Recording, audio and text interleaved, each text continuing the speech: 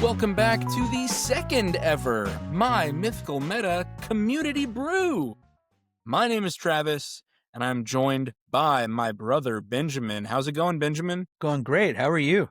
I am great. So excited to talk about our second community brew. Just like the first time, we scheduled a meeting time in our Discord.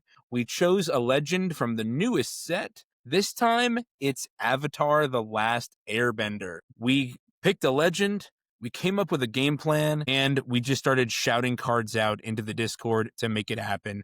So huge thank you to Numbats. Numbats, thank you so much for participating in our community brew. We can't wait for the next one. I've got a second bonus shout out to a new Metapod member on YouTube, Lunch Tray. Hey!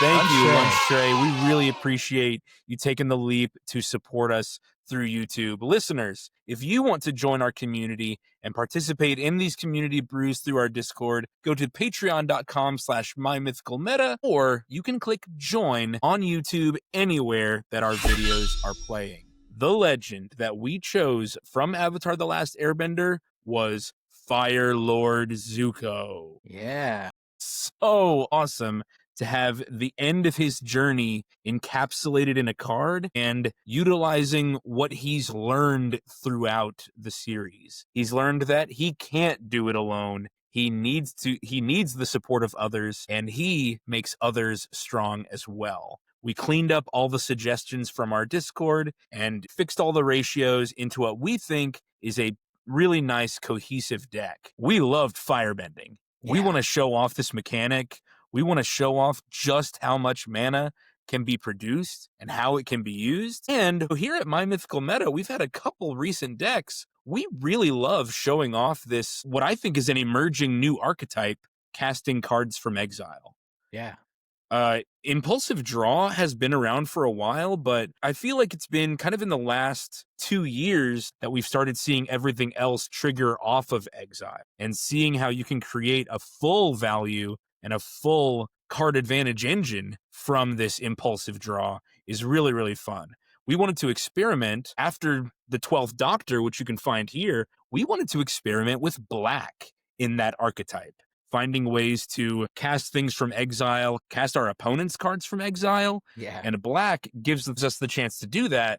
And Firelord Zuko is going to give us some great value for doing that. Benjamin, what was going through our heads and in the Discord when we were making this decision for Firelord Zuko? Yeah, so we were torn between Firelord Azula and Firelord Zuko for this build, but seeing as Green Goblin, which we did our deck tech here, was Grixis, we decided to go Mardu for this build. Now, we did put a poll in our Discord chat, and it was unanimous for Firelord Zuko. So we went with the way of the people. Yeah. But we definitely approved. We were thinking, do we want to do another Grixis build? And decided no. And the people agreed. So this deck is a Mardu Tokens build. We want to get a ton of value from the +1/+1 counters that Firelord Zuko can make. And we want to cast cards and permanent from exile to trigger that. And then the firebending that Firelord Zuko provides will be a significant source of ramp in this deck. Just like our 12th Doctor deck, as Travis mentioned, we do have lots of ways to cast from exile, for permanents to enter from exile. We've got our adventures, our foretell. He mentioned the red impulse draw, blink effects, and I'm excited to when we get to talk about the black theft effects. You know, black is my color of choice, and we finally get to really to see what the 12th Doctor could have done with black. We get the opportunity to see that here with Firelord Zuko, so I'm very excited. Here he is, Firelord Zuko, a man of the people, red, white, black, legendary creature, human noble ally, a 2/4. He's got Firebending X, where X is Firelord Zuko's power. So off the bat, that's Firebending 2. Hopefully, as you see through our build, his power is going to shoot up, and the Firebending is going to be off the charts with this guy. Like, 2 is just for starters, but he's going to be making much more red mana than just that. And then, whenever you cast a spell from exile, and whenever a permanent you control enters from exile, put a +1/+1 counter on each creature you control. So he's making his own +1/+1 counters for himself whenever you cast spells from exile. We went with this tokens build because why get 1+1/+1 counter when I could get 6, All of them. 10, when each one of these spells can get me a ton of power on the board. There's no reason Firelord Zuko has to go it alone. We want to give him an army to back him up. The deck we built is bracket 2. Listeners, if you want a stronger deck, there's an easy way to do that. Add the game changers. Okay, that's not rocket science. If you want better ramp than our deck, better fixing, you throw in Smothering Tithe because it's white.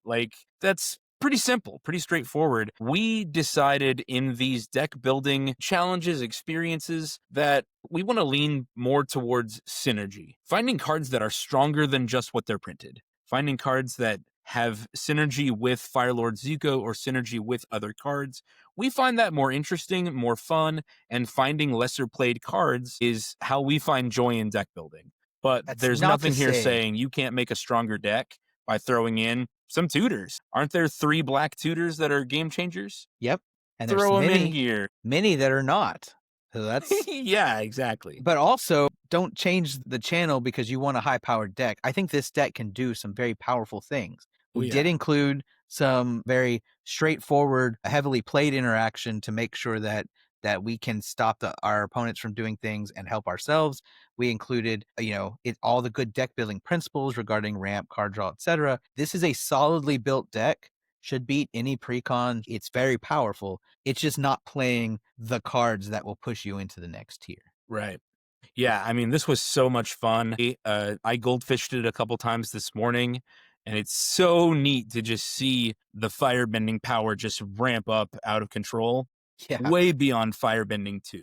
Yeah. Like, Firebending X with his printed power of 2 is nowhere close to the possibilities of this deck. Benjamin, give us the game plan of this Firelord Zuko deck. Yeah. Before we jump into our individual card choices, the core idea here, we're going to get tokens, we're going to be aggro, we're going to power up those tokens and Zuko by casting spells from exile, stealing our opponent's cards straight from their library, sink that firebending mana, we're going to get a lot of it, as you'll see, into mana sinks that can further provide value or be aggressive.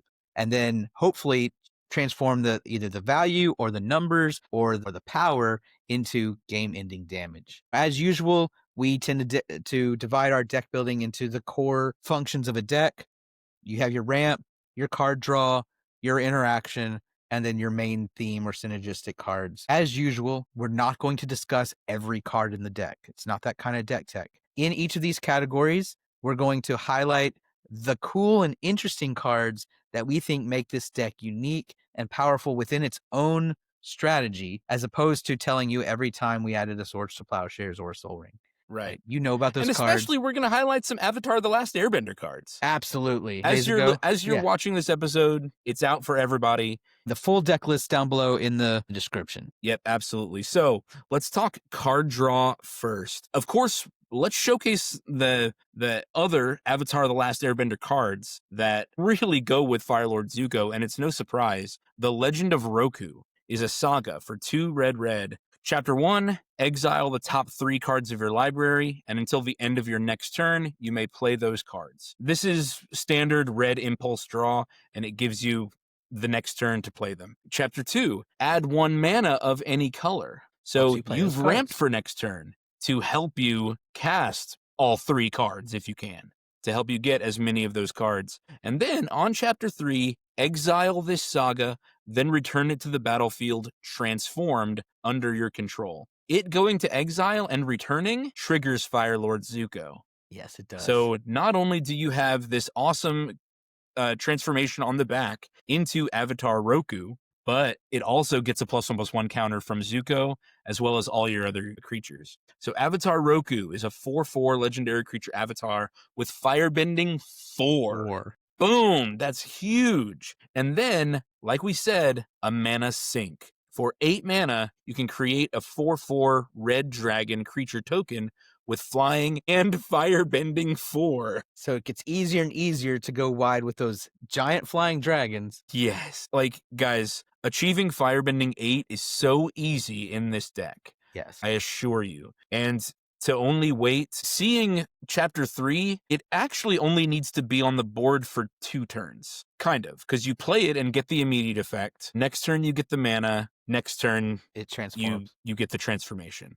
Yeah. So I think this is a great card. Here's a card from Final Fantasy. Benjamin, take it away. Yeah, so I think this is pronounced Kate Sith, Fortune Teller. I'm not a Final Fantasy guy, but the effect is really cool and perfect for this deck. So for 3 and a red, you get a legendary artifact creature, Cat Moogle, for 3/3, and it has the ability Lucky Slots. At the beginning of combat on your turn, scry 1, then exile the top card of your library. You may play that card this turn.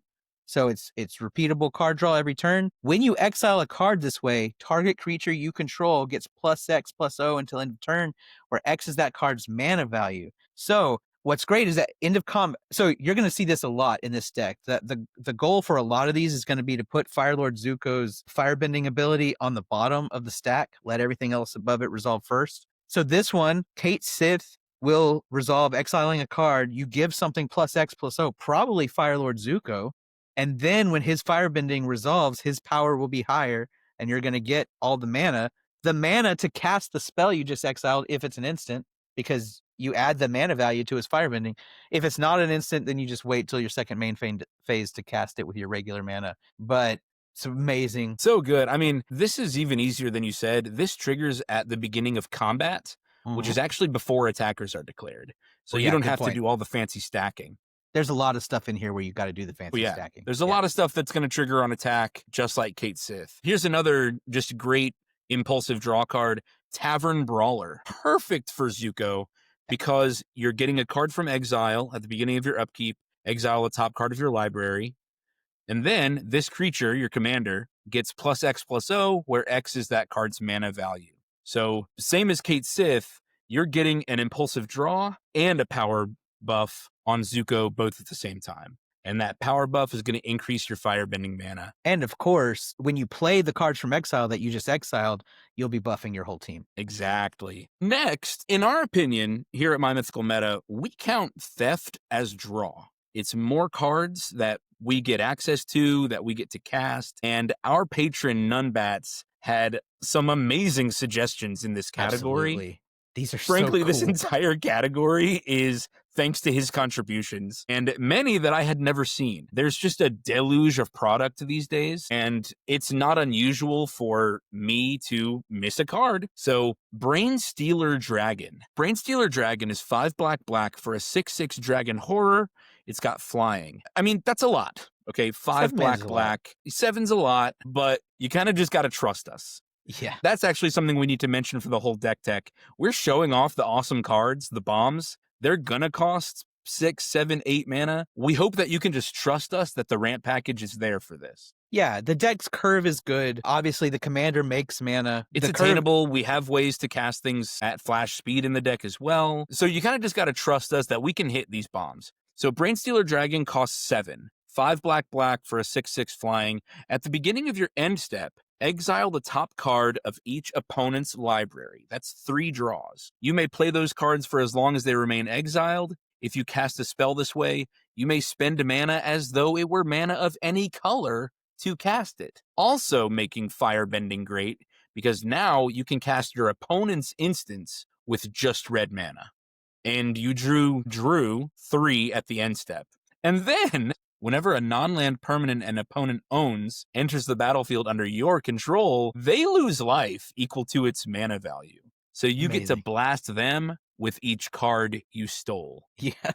All of these cards are exiled, so when you cast them, Zuko gets his trigger to make all of your creatures bigger. There's just so much to love about Brainstealer Dragon. Benjamin, do this next one, because when you realized what it did, you freaked out. Okay, so the next one is Elder Brain. Also 7 mana, 5 black for a 6/6 horror with menace. So another form of evasion here. Whenever it attacks a player, you exile all cards from that player's hand, then they draw that many cards. You may play lands and cast spells from among exiled cards for as long as they remain exiled. If you cast a spell this way, you may spend mana as though it were mana of any color to cast it. So once again, ways to filter your red mana into other things. But you basically just yoink your opponent's hand.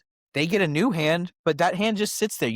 Doesn't matter if Elder Brain is removed, They're just sitting in exile for you to cast. Every turn, you take somebody's hand. It is and they never get impossible. it back. They never get it back. Those are removed cards. It's not card disadvantage for them, but it's massive card advantage for you. If you've got somebody with their reliquary tower who's sitting there with 9 cards, attack them. You've now And you exiled just 9 drew cards. 9. You just drew 9 cards. And every time you use one of them, you get a trigger from Zuko. Every time. Incredible.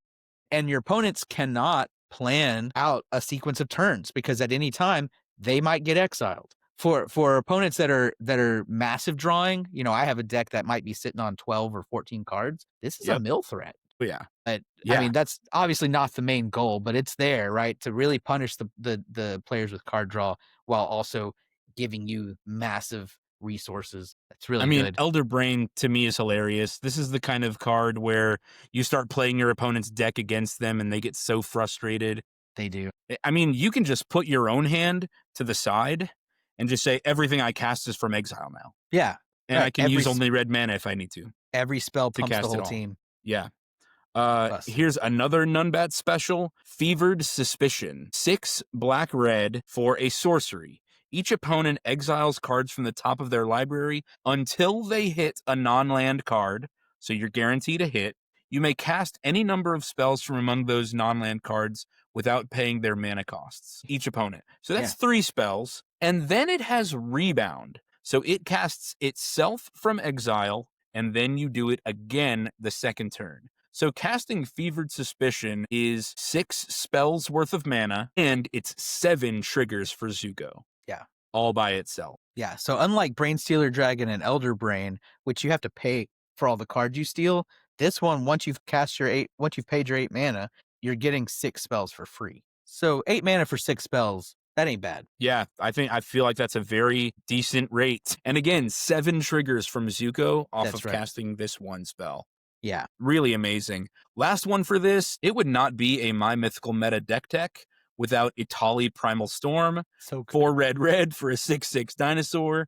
Whenever it attacks, you exile the top card of each player's library, that's your own as well, and you may cast any number of spells from among those cards without paying their mana costs. Love that this is an attack trigger. You put Itali's trigger on top of Zuko's, that way it goes off first. And then depending on how many spells get revealed, I mean, let's just say we hit the max because it's our imagination. We can live in magical Christmas land.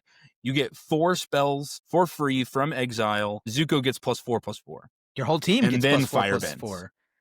And then your entire team gets +4/+4. Itali gets +4/+4. That's right. Itali's now swinging in for 10. Now he's swinging in for 10. I mean, this is the high life. I love Itali in this deck. Yes. And listen, at its worst, it's a lightning rod for somebody else's removal. Yeah. At least you get to play the rest of your deck for the next turn while everybody's panicking over Itali getting his trigger off. One of the cool things I like about this deck, we do have a lot of 1-drops, 2-drops, 3-drops too. And we do, and of course we go wide also, as you know, as they'll see when we get to tokens. But I actually really like how many lightning rods we have. Yeah. They have to point every piece of removal at basically every card, because every card can provide a board state. And yeah, I mean, this is Big Mana Stompy. Yeah. And Derek was with us for this deck tech. You played Big Mana Stompy where every card is a lightning rod, and then they must remove it, and it clears the removal out of their hand for the next one you play. That's right. And one of them is going to get through. You're still going wide. So removing your big threat will not stop your game plan. It's bonkers. I think that's one of the reasons I think this deck is really strong, is because of, I mean, all the cards we just talked about how you're constantly putting new cards into play. If you have a Brainstealer Dragon or Elder Brain, like you said, you put your hand aside, you always have those ready to play. You're still drawing cards every turn, but now you've got a whole nother set of cards. It's impossible. It's impossible for them to deal with every threat that you're putting down. And they're going to feel so bad having to spend removal on their own cards. They really are. Frustrates me so much. Okay, so that's our card draw package. We've got some, like I said, red impulsive draw, some theft into exile that's going to help us get our triggers, and we promise that there is a ramp package here for it. Benjamin, start us off. What are some amazing ramp cards that we found for this deck specifically? The most amazing ramp card in this deck is one that was suggested by Nunbats, and it is Dream Devourer. It's 2 mana, 1 and a black for a demon cleric that's 0/3, not super aggressive. It says each non-land card in your hand without foretell has foretell, and its foretell cost is equal to its mana cost reduced by 2. So you may not realize this if you haven't played with foretell much, but foretell does require you to foretell on your turn. So you pay 2 and exile a card from your hand, and then later you get to cast it for its mana cost -2. So you're technically paying full value, but it lets you split that up. And that's why we've included it in our ramp category. It lets you split up mana costs. But the other thing is you have to do it on your turn, but there's nothing in the rules about foretell that says you have to do it at sorcery speed, which means you can foretell at instant speed on your own turn. Specifically, when you've firebent 12, Yeah. Dream Devourer lets you use that 12 to foretell 6 cards. And then, of course, foretell your whole hand. Why not? always foretell your whole hand. Dream Devourer says when you foretell a card, it gets a buff. So that's a little bit of aggro you can do there. Then when you cast it from exile, you of course trigger Firelord Zuko and boost your whole team. So the benefit of Dream Devourer is it's a way for you to turn your Firebending mana into 2 mana per spell that you get to cast on a later turn. If that makes sense. I think it's amazing, an amazing find. Yeah. Our next one in the ramp category, and we wouldn't normally talk about your standard signets, Orzhov signet, Rakdos signet, and Boros signet. Boros signet. We wouldn't normally talk about these, but these are especially important in this deck specifically because they allow you to filter at instant speed your red firebending mana into your other colors. So if you have a white instant that you want to cast during combat, you can still channel your firebending red mana into it by filtering it through these signets. So a simple note, but a useful one if you're going to build a firebending multicolor deck.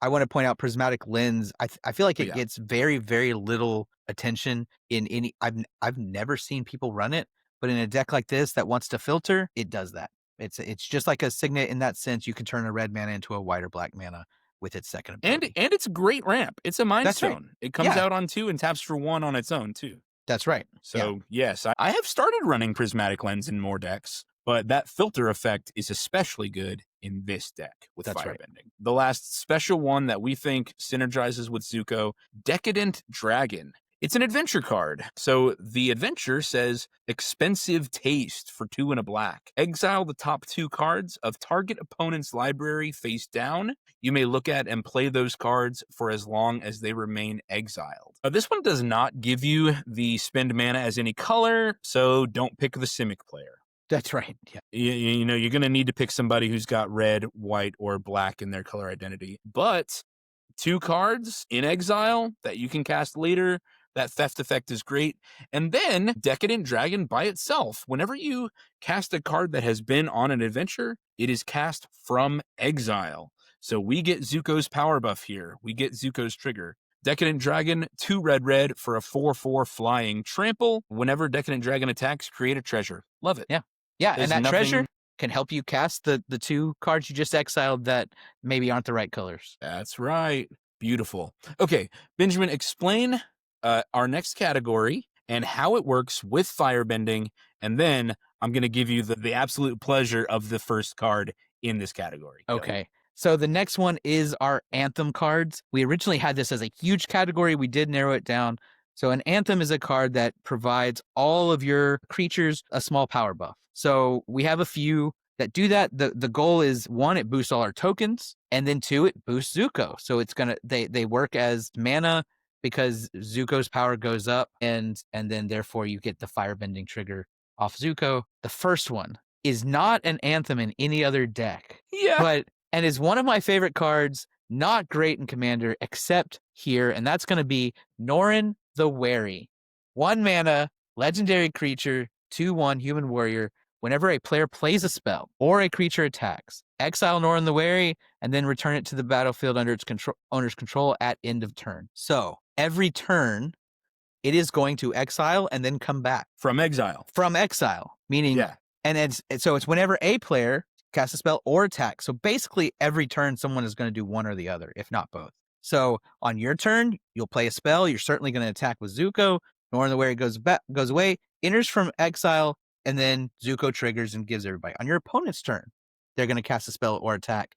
Nor in the Wary will exile. Then it will come back, give all your creatures +1/+1 from Zuko. Then, etc. So every turn, you play your 1 mana, you set it and you forget it. It's really hard to kill. Gets exiled from removal and all this other stuff. Very, very hard to kill. You set it and forget it, and it's gonna every turn cycle give all your creatures +4/+4. Yeah, as long as Zuko is there to see it, but yes. Yeah, disgusting. It's so awesome. Every turn. And the great best thing is Anthem in this deck is Norin the Wary. And the great thing is you can cast it before Zuko. Just cast it on turn 1. There's not a whole lot of 1-drops in the deck. You're going to cast Zuko on turn 3. It's going to exile. It's going to come back, immediately giving you that value. Zuko's already, by the time it gets back to you, Zuko's going to be a 6/8. Beautiful, beautiful. All right, next one in our Anthems, another adventure card, Virtue of Loyalty. The adventure is called Ardenvale Fealty. For 1 and a white, create a 2/2 white knight creature token with vigilance. We are making tokens. We need extra bodies on the board. So this is absolutely synergistic for our game plan. And then we cast it from its adventure, Virtue of Loyalty, 3 white, for an enchantment. At the beginning of your end step, put a +1/+1 counter on each creature you control. Untap those creatures. We love the pseudo vigilance at the end of turn. That way we have defense after we've been aggro that turn. So very, very good. It's buffing our creatures at the same time. This is very synergistic. We're going to get lots of +1/+1 counters from this card. Yep. This last one, Moonveil Dragon for 3 red. So 6 mana for a 5/5 with flying. You pay red. Each creature you control gets +1/+0 until end of turn. So fire breathing for your whole team. And the great thing about this is you can pump all your red mana into it pre-combat, making your team huge. You go to combat, Zuko will trigger, giving you all that red mana back again, plus some from its own power. Then you pump it all back in again, and your team is You've gigantic. Gotten twice the fire breathing. You've gotten twice the power buff from this fire breathing effect instead of only once. Yeah. So great mana sink for your fire breathing, even if you don't pump stuff in before. It's like, hey, I've got a bunch of tokens, and now I'm making them huge with my fire breathing. Yeah, it's awesome. Okay. Our next category is our token generators. We've got lots of cards in this deck that have attack triggers to generate attacking tokens. We like getting the tokens onto the board because they are going to immediately exert battle pressure. We don't have to wait a turn for them to go around. And the first one on our list does exactly that, Tilanali's Summoner. This is 1 and a red for a 1/1 human shaman with Ascend. Ascend is going to be very easy. Whenever Tilanali's Summoner attacks, you may pay X and red, whatever, sink all of your Firebending mana into this attack trigger. If you do, create X 1/1 red elemental creature tokens that are tapped and attacking. It says at the beginning of the next end step, exile those tokens unless you have the city's blessing. You can pump whatever the difference is between your board state and 10 into the X, and you can ascend in that way by just getting the red elementals. Yeah. But this is awesome because you are converting your firebending mana to damage on board immediately. Yeah, immediately. It's tapped and attacking. It's going. This is one where you have to do this the stack shenanigans. This one needs to be under all your firebending triggers so that it's in your mana pool when you have to pay the mana. Right. Yep. Here's one from Avatar: The Last Airbender, Appa Steadfast Guardian. 2 white for a 3/4 bison ally. It's got flash. We love spells with flash in this deck because that turns our firebending into applicable ramp. We can get ahead. We can just pay our 2 white either from a treasure or filter it with a signet or just with our lands in general. And then that 2 just comes from our firebending. Flash, flying, when Appa enters, airbend any number of other target non-land permanents you control. This means exile them, save them, and you can cast them later for 2. Just a flat rate 2. This is really great for this deck. You save everything from a board wipe or whatever else, and then get Zuko back onto the board first, and then as you reset your board, Zuko sees all of these permanents entering from exile. Really nicely done. Whenever you cast a spell from exile, create a 1/1 white ally creature token. This is just general token building That's triggering off of what the rest of our card advantage engine is doing. Benjamin, do the other two. All right. Our Nunbat specials. Yes. Nunbat's again hero of this archetype, I think. Yeah. So this one is from Ixalan, Anthem Pakal 1000th Moon. 1 red white for a legendary human soldier that's a 1/2. It says whenever you attack with one or more non-gnome creatures, which is we don't have any gnomes. Yeah, that's 100% of our deck. Yeah. Put a +1/+1 counter on Anthem Pakal, then create X 1/1 colorless gnome artifact creature tokens that are tapped and attacking, where X is the number of +1/+1 counters on Anthem Pakal. Well, as you saw from our Anthem package and our commander, all of our creatures are getting lots of +1/+1 counters on them constantly. By itself, this will get you 1 gnome, then 2, then 3, etc. With the way that we buff our board, this will get you 5, then 8, then 15 I was thinking tokens. exactly that. And it does not require that she attack. Yep. She just sits there. She just sits protected. there. You just got to attack with a non-gnome creature, which is, again, everything except her own gnomes. So if you're like, I don't know what I want to do, he's got a bunch of death touch stuff. They look like they're sitting on a whatever, something that kills all attacking creatures or whatever. Say, fine, I'm going to send a token.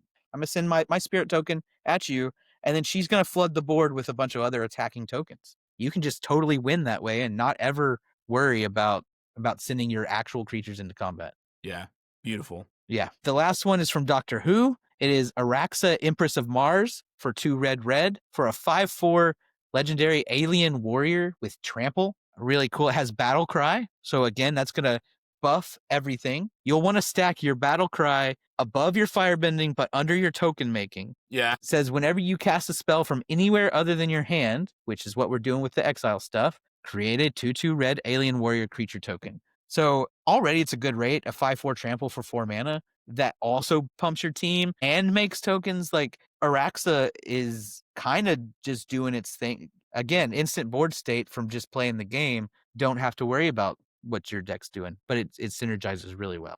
We really liked Battlecry, and we kept several cards that have Yes. this ability. Yes. Because Battlecry buffs Zuko's power, gives us more firebending. It's all a funnel into Zuko's firebending. So now we have our firebending category. All of these are either getting mana or sinking that mana. Finding ways to use our firebending red mana into winning the game. And we're going to get so much mana from the firebending ability. Yes. It's really insane. I'd like to take this first one if that's Yes. okay. Our Yeah, go for Nunbat it. special, Ishin 2 Heavens as 1.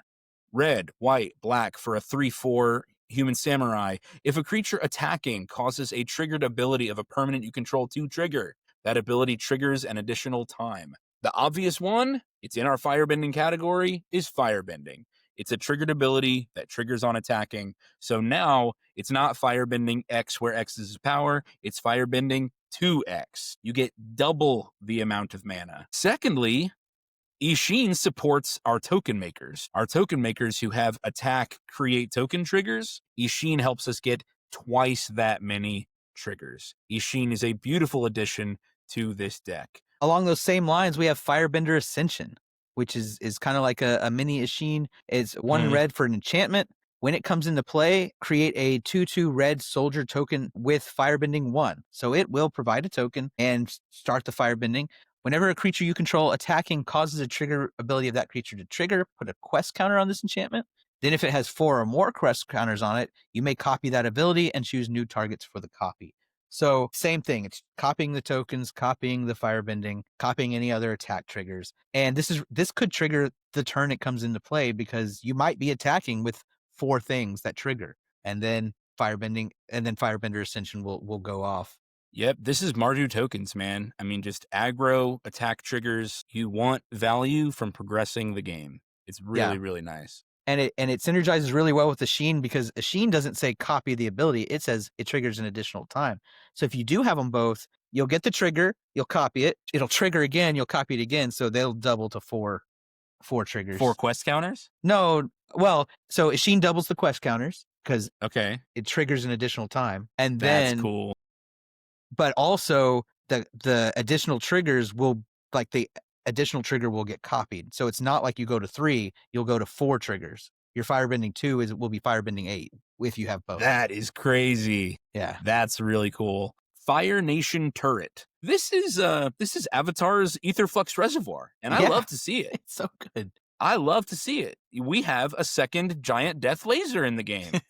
If one doesn't work for you, pick the other. Fire Nation Turret, 2 and a red. At the beginning of combat on your turn, up to 1 target creature gets +2/+0 and gains Firebending 2 until end of turn. If your target creature is Zuko, then that adds 2 and 2 again. He's getting +4 to his mana production with his Firebending if you choose Zuko. You can pay 1 red to put a charge counter on this artifact. Remove 50 charge counters from this artifact. It deals 50 damage to any target. This is very easy. We have filled the deck with Firebending. Zuko, it's very possible he's doing +7, +10 at a time. I mean, if you have no other way to utilize that Firebending mana, here's a sink that is going to be worth it for you. The ticking time bomb. We think. Yeah. Yeah. And I think we're going to get to these next 3 that we're about to talk about. You know, the red mana is going to overflow.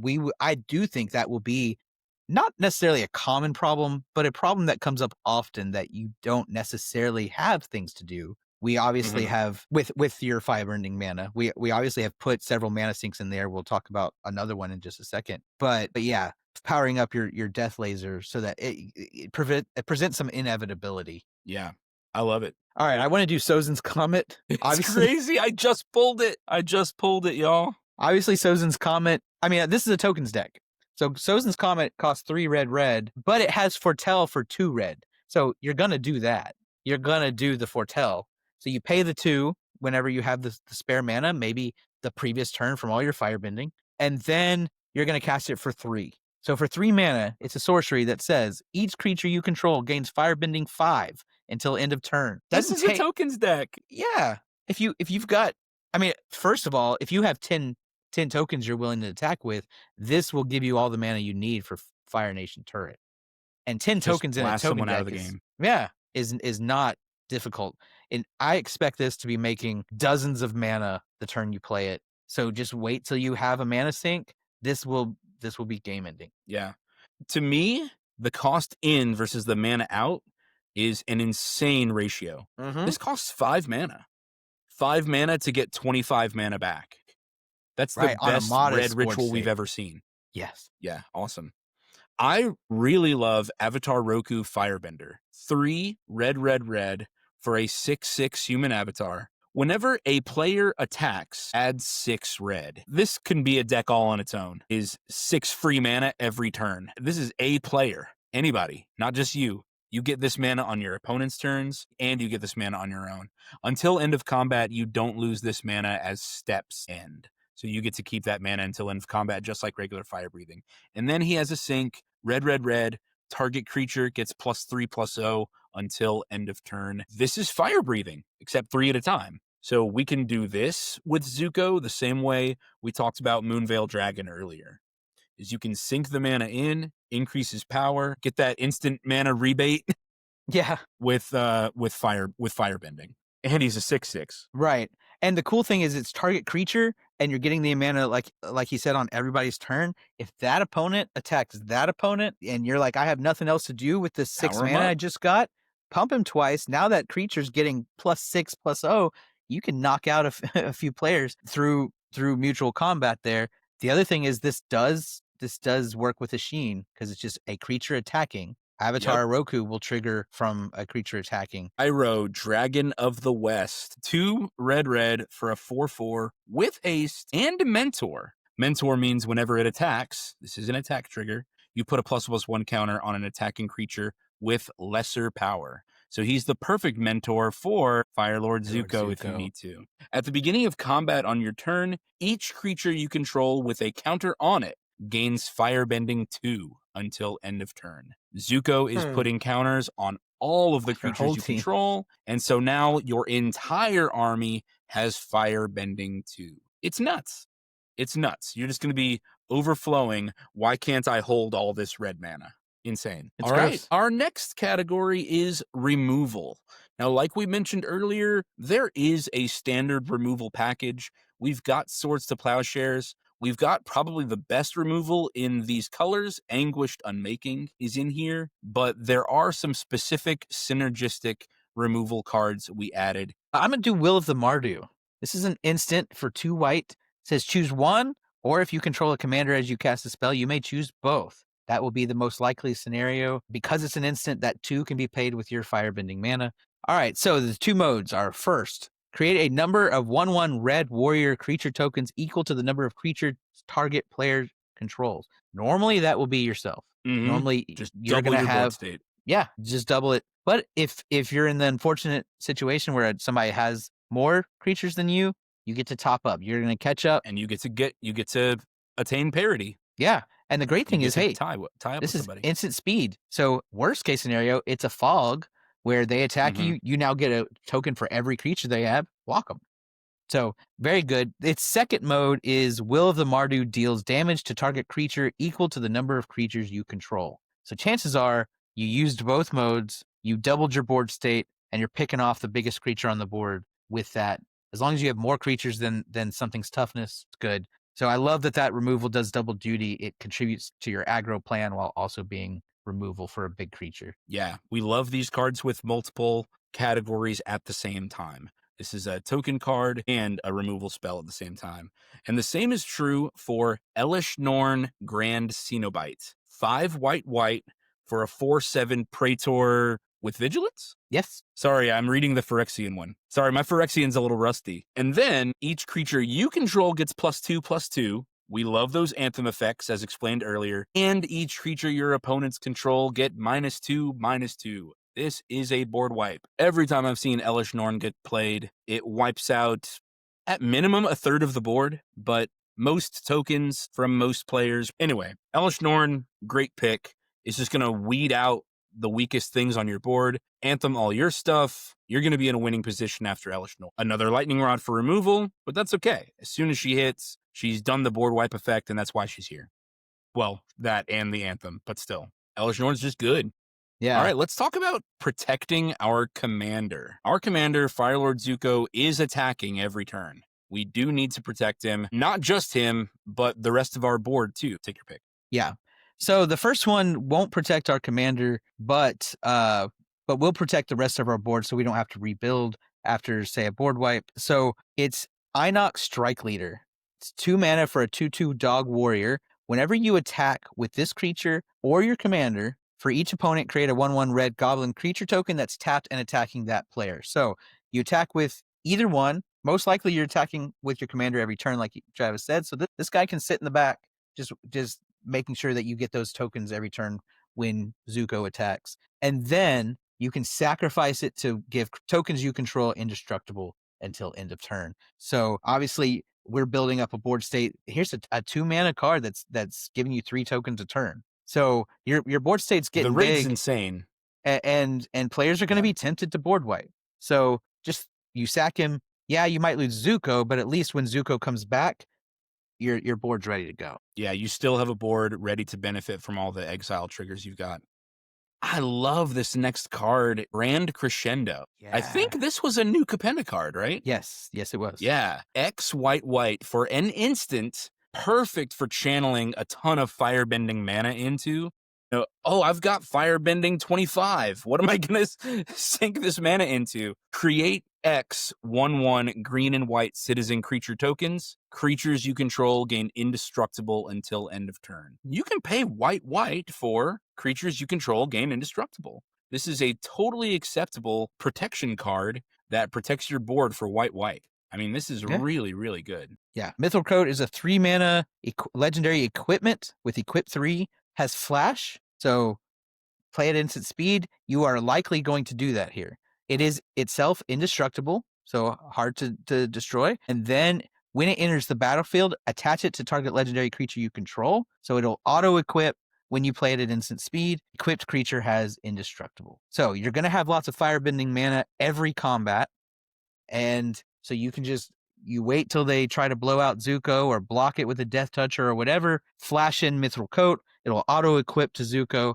Now he's indestructible. And you can do that at any time with a board wipe, targeted removal, just and you're good to go. Beautiful. I love Mithril Coat having flash in this deck. Yes. That's incredible. Our last one, similar to Grand Crescendo, Moogle's Valor from Final Fantasy. 3 white. For an instant, for each creature you control, create a 1/2 white Moogle creature token with lifelink. And then creatures you control gain indestructible until end of turn. So another protection spell. It's a little more expensive this time, but like before, you are doubling your board state, just like with Will of the Mardu. For every creature, you're getting a 1/2 lifelinker. This is really good. Yeah, and they're going to get bigger. And they're going to grow. They're going to get bigger. And so this is also a fog that gains you life. Yeah, that's true. Yeah, if they're coming at you, you cast this in response, your creatures are indestructible. It gives you lifelink creatures that you block with that are indestructible. You gain that life. You don't lose any from the attackers.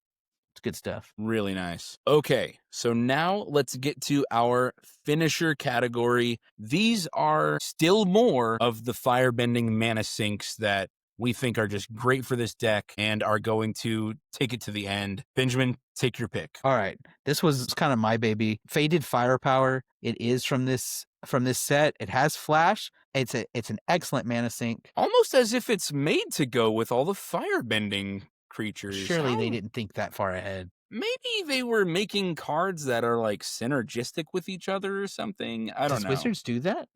No, not anymore. No. So this costs X red. So 3 in X for an enchantment with flash, and it enters with X fire counters on it. Then if a source, so this is an enchantment, it's always out. If a source you control would deal damage to an opponent or a permanent an opponent controls, it deals that much damage plus an amount of damage equal to the number of fire counters on this enchantment instead. So firebending 6 or 7, flash this in for X equals 4, X equals 3, and everything is doing 3 more damage, 4 more damage. That's each thing. Each of your little 1/1s is now doing 4 damage or 5 damage. And that's with low levels of firebending. If you can flash it in after one of your big things, after an Avatar Roku, then it's over. You only have to get in with a couple tokens to just blow out the table. Yeah. It's very, very good. The next one was kind of an inspired choice. I think Derek is the one who popped this one in. Hellkite Charger. For 4 red, you get a 5/5 flying haste. It can go immediately. Whenever Hellkite Charger attacks, you may pay 7 mana, 5 red. If you do, untap all attacking creatures, and after this phase, there is an additional combat phase. Firebending 7, extremely easy to accomplish in this deck. Take as many combat steps as you need to end the game with Hellkite Charger. I think this is awesome. Yeah, very easy. All right, Benjamin, walk us through your baby. You defended this card until your last breath last That's night. Right. So. That's right. All right. So this last one is Gitu Fire Breathing. It's a 1 red for an enchantment aura with flash. So anytime, play it down. You enchant creature, it has fire breathing. So you pay red, enchanted creature gets +1/+0 until end of turn. You can also pay red to return it to its owner's hand. So you always have this. It's really, really hard for them to get rid of it because if they target the creature or they target this, you pay red, you return it to your hand, and now you're ready to use it on a future turn. So this lets you mana sink every turn. If you played your Faded Firepower early, it may not close out the game. It may only be giving everything +3/+0, right? But Gitu Fire Breathing lets you. They can't stop it because anything that's getting in unblocked, your 1/1 spirit token that's getting in unblocked, you flash this in, you pay as much red mana into fire breathing as you want, and then you return it to your hand. It's perfectly acceptable to flash it in and leave it on that creature. You don't have to return it, and then just wait. Just make sure you have red mana up in case somebody goes to remove it. Right. But I mean, it's pretty good. And you can also use this on Firelord Zuko before combat, just like we talked about with Moonveil Dragon and others. Pump all your red mana into it. It's going to return it to your hand. Yeah. Firelord Zuko is getting +1/+0 for all the red mana you put into it. You swing, you get that mana back, flash it back in on something else or on Zuko. On something that's unblocked. So hard to defend against. I think, it's not as cool as Hellkite Charger, but to me, just the repeatable mana sink that so hard to defend against, so hard for them to remove, is really fun to me. I do agree with you. I do think it's a good pick. It's just when you have an entire deck full of awesome bombs and awesome mana sink, Gitsu Fire Breathing isn't flashy, but it is really good. Yeah. It's very efficient in this deck, and just like you said, hard to defend against and hard to remove. So yeah, I think it's an excellent pick for this deck. The importance of it being able to return your hand, I don't think we should underestimate, because cards like Farewell exist, cards like, the cards that just destroy all permanents or whatever, where that could get rid of all of your mana sinks. And then as you rebuild, you might have a bunch of fire breathing from rebuilding, but not draw another mana sink or something. Or you're stealing cards from your opponent and not hitting mana sinks because they didn't build their deck that way or whatever. So the ability to have a mana sink that's this hard to interact with, to me, is very important, because it makes sure that your deck can finish the game as you build up. So I think that's why I like it. Yeah, I love it. I think you're absolutely right. So that's the majority of our game plan. We do have some synergistic lands. There are just a few lands that we think are useful in this fire-breathing deck. The first one I want to talk about is Rugged Prairie. Rugged Prairie and Graven Cairns. Graven Cairns. Yeah. Yeah. So these are called filter lands, where you can take one of the two colors that's on that land, plus tap it, and then you can get those two colors in any combination. So for Rugged Prairie, I can tap a red or a white plus Rugged Prairie, and then get red, white, or white. Just like the usefulness of our signets in our ramp package for being able to turn red mana into other colors, that makes these filter lands very, very good in this deck. So that at instant speed, I can still cast my white instants or my black cards with flash, even though I only have red mana during that step. All right, the next one is Winding Canyons. It taps for a colorless, but you can also pay 2 and tap it to allow you to play creature cards at instant speed. So this would let you use Firebending mana to put creatures into play, which normally you wouldn't be able to do. Also lets you use that mana on other people's turns. So a really useful way to turn your Firebending mana into creatures. And then the last one, Fire Nation Palace, which came in my pre-release seeded pack. Nice. Pretty. Oh, yeah. This land enters tapped unless you control a basic land. It taps for red, and then you can pay 1 red and it. Target creature you control gains Firebending 4. Firebending 4. So you pay 3, because you include Fire Nation Palace, to get 4 mana back during your combat step. Very, very good. I think it's awesome. And then the rest of the list is just a good 3-color mana base for red, white, and black. Benjamin, I love this deck. Building this deck was so much fun. I really want Derek to just proxy the whole thing and play it on Friday. Yes, I really hope he does. When we're hanging out. I don't know if he will, because he's like, my printer can't think that fast. But what a fun deck. I feel like this is a chaotic deck. A deck like this where it's all aggro, all firebending. That seems really fun to me. Do you have any final comments or words of wisdom about our Firelord Zuko cast from exile Mardu Tokens deck? I think it's a unique take on Mardu Tokens. Mardu Tokens is an established archetype, and so it has a lot of support. And I love how we can turn the mana sink qualities of Firebending into the power to go wide. I think this is really cool, really powerful, really fun, with a lot of paths to upgrades. So I think it's a good starter deck for people who play in bracket 2 with the chance to go bigger later if they want to. Definitely a lot of growth potential. This deck shows up to its job interview and says, what's your plan in 5 years? And you say, well, I've got 3 tutors, I've got 4 game changers, I've got dual caster mage combos. There's lots of paths to this deck too. For the same reason, Firelord Azula is really cool. I mean, man, Firebending I just think is really exciting. I'm looking forward to building a lot of Firebending in the next couple of weeks. I find it inspiring. Yeah. All right. Yeah, that was Firelord Zuko with the Mardu Tokens. Go wide, go tall, get lots of cards, turn everything you have into massive advantage. I think it was a lot of fun. Thanks for hosting us today, and tune in next time for a good deck. This episode was sponsored by Eldorado Gaming. Use the promo code META for 10% off your order. Please like, comment, subscribe, and share. This episode was edited by me, Travis Konishek, And our intro and outro music is by Tyler Heath of the Oh Hellos.